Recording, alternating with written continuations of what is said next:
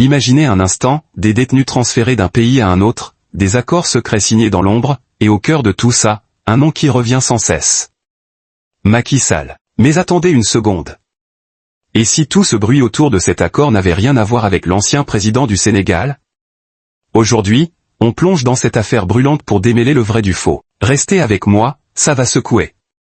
Depuis quelques semaines, une rumeur circule sur les réseaux sociaux et dans les discussions au Sénégal, un prétendu accord de transfert de détenus entre le Sénégal et un autre pays viserait à protéger ou à impliquer Macky Sall. Certains disent que c'est une manœuvre politique, une façon de régler des comptes ou de cacher des vérités. Mais avant de crier au complot, prenons du recul et regardons les faits. Qu'est-ce qui se passe vraiment? Première chose à savoir, un accord de transfert de détenus, ce n'est pas une invention sénégalaise. Ça existe partout dans le monde.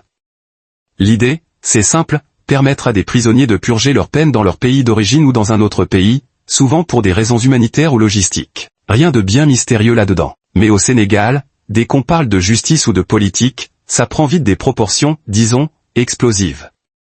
Alors, pourquoi cet accord fait-il autant parler?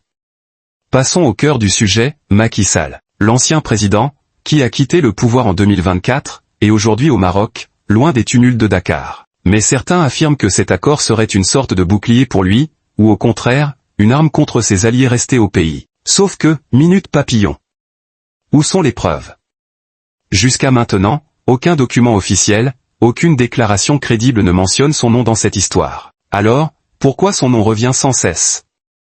Est-ce qu'on essaie de le salir, ou est-ce juste le réflexe habituel de tout lier à celui qui a dirigé le Sénégal pendant 12 ans? Regardons les choses en face, Macky Sall a ses détracteurs, et ils sont nombreux. Entre les accusations de répression pendant son mandat et les plaintes déposées contre lui devant des instances internationales, il reste une figure clivante. Mais lier cet accord à sa personne sans preuve solide, c'est comme construire une maison sur du sable. Les autorités actuelles, sous Bassirou Diomaye Faye, n'ont pas non plus laissé entendre que cet accord le visait. Alors, est-ce une coïncidence montée en épingle, ou y a-t-il vraiment quelque chose qu'on ne nous dit pas?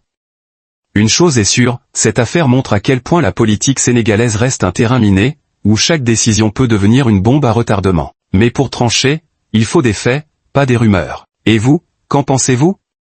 Est-ce que cet accord cache quelque chose sur Macky Sall, ou est-ce juste du bruit pour rien? Dites-moi tout en commentaire, abonnez-vous si ce n'est pas encore fait, et activez la cloche pour ne rien rater. On se retrouve bientôt pour décrypter une autre histoire qui secoue le Sénégal.